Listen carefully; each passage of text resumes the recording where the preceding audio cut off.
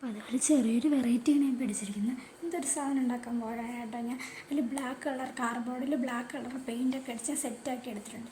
എന്തൊക്കെ എടുത്തതെന്നാണ് കേട്ടോ. Black colour paint ഇല്ലാത്തതുകൊണ്ട് വാട്ടർ കളറുണ്ട്. അഡ്ജസ്റ്റ് ചെയ്ത് നിങ്ങളുടെ പെയിൻ്റ് ഉണ്ടെങ്കിൽ അത് വെച്ച് നോക്കുക കേട്ടോ. പിന്നെ അതിന് ഐസ്ക്രീം സ്റ്റിക്ക് നിർബന്ധമായതുകൊണ്ട് ഞാൻ ഐസ്ക്രീം സ്റ്റിക്ക് തപ്പിയെടുത്തപ്പോൾ കഷ്ടപ്പെട്ട് കളറടിച്ച ഐസ്ക്രീം സ്റ്റിക്കേ ഉണ്ടായിരുന്നുള്ളൂ. പക്ഷേ അതെനിക്ക് ആവശ്യമില്ല. കളറടിച്ച് വെച്ച് നോക്കിയപ്പോൾ ഒരു ഭംഗിയില്ലാത്തത് എനിക്ക് തോന്നിയുണ്ട്.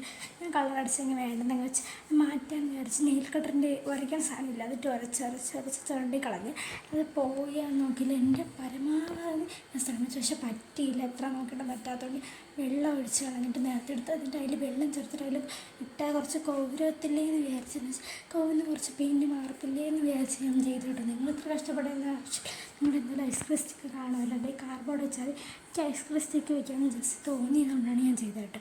പിന്നെ എൻ്റെ കയ്യിൽ ചോരയില്ല കേട്ടോ, അത് കളറാണ്. പിന്നെ കുറേ കണ്ടാണ് വീടെടുത്ത മഴ കറണ്ട് ഇതൊക്കെ കാരണം കുറേ കഴിഞ്ഞ് പിന്നെ ഞാൻ ഇത്രയും ഇളകി വന്നില്ല കേട്ടോ. 3 ഭാഗം ഒരിക്കൽ വരണം. ഞാൻ ഇവിടുന്ന് തപ്പിയെടുത്തിട്ട് ഐസ്ക്രീം കുടിക്കുന്ന സാധനമാണ് കേട്ടോ. ഞാൻ അത് ഒട്ടിക്കാൻ ശ്രമിക്കാൻ വേണ്ടി എന്നിട്ട് ഒട്ടിക്കും ഞാൻ അന്നേരം ഞാൻ ആലോചിച്ചത്. എൻ്റെ ഒരു ഫെവിക്കോൾ അങ്ങനെ അതൊന്നും ഇല്ലായിരുന്നതുകൊണ്ട് ഞാൻ എൻ്റെ പശ എടുത്ത് വേറൊരു പശ എടുത്ത് വേറെ ഒട്ടിക്കാൻ നോക്കി. എൻ്റെ പൗച്ചിൻ്റെ എക്സാമിന് കൊണ്ട് വേറെ കഴിച്ചാണ് കേട്ടോ. ഞാൻ അതിൻ്റെ അകത്ത് നിന്ന് എടുക്കാൻ നോക്കി. അപ്പോൾ എന്താ വെച്ചാൽ ഒറ്റ കഴിച്ചിട്ട് നല്ല ഇഷ്ടകടായിരുന്നു. പിന്നെ ഈ പശ നല്ല രസമുള്ള പശയാണ്. എനിക്ക് ഭയങ്കര ഇഷ്ടപ്പെട്ടു. ഇതിലിങ്ങനെ എഴുതി വെച്ചുകൊണ്ട് മാത്രമാണ് ഞാൻ എടുത്തത് കേട്ടോ. അതിന് തിരി വെച്ചിട്ടുണ്ടാണ് ഏത് വേണമെങ്കിലും ഒട്ടുമെന്ന് എന്നുറപ്പിൽ മാത്രം ഞാൻ എടുത്തതാണ് കേട്ടോ. പക്ഷേ ഞാൻ വിചാരിച്ചുള്ള നല്ലോണം ഒട്ടി കിട്ടിയിട്ടുണ്ട്. പിന്നെ ഇതിൻ്റെ അകത്ത് വല്ലതും എഴുതണം നമുക്ക്. അതിന് വേണ്ടി ഞാൻ എടുത്ത് ഫോണെടുത്തൊന്ന് സെർച്ച് ചെയ്യാമെന്ന് വിചാരിച്ച്.